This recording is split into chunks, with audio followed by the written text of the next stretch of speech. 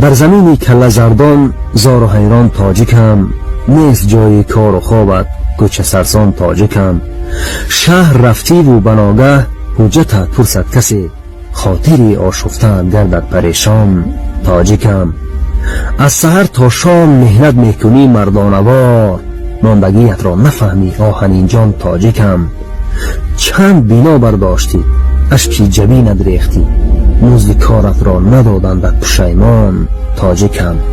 سر به هر جا میزنی خواه آتش است و خواه آب، با مشقت ها بیابی برده نام تاجیکم.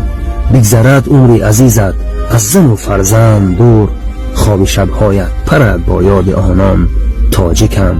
پیرماه وقت سحر آید تو را سوی وطن، می پری بی بال و پر بر تاجیکستان تاجیکم. نیستی تنها برادر غم مخور مانند تو، من یکی از مردکاران غزلخوان تاجیکم. خم نگردد قامتت از کار و بار زندگی، ای خدا آینده ات گردد درخشان تاجیکم.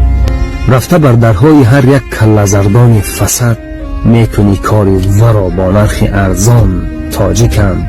در سرت فکری پدر مادر برادر خانه ات، صرف کارت خرج توی گوهر بندان تاجیکم.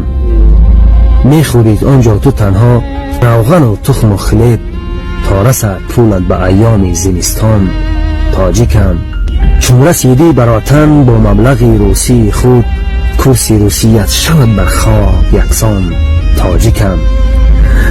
من نمیدانم تو هم آخر نمیداند همه، تا به کی باشم غریب و زار و سرسان تاجیکم. خوانده شعرهای من و تو مردمان در سایتها، میشوند گاه شاد و خندان گاه حیران تاجیکم. ما همه از نسل پاکی رودکی و معدنیم، زنده باش ای ملت شعر و سخندان تاجیکم. زنده باش ای ملت شعر و سخندان تاجیکم.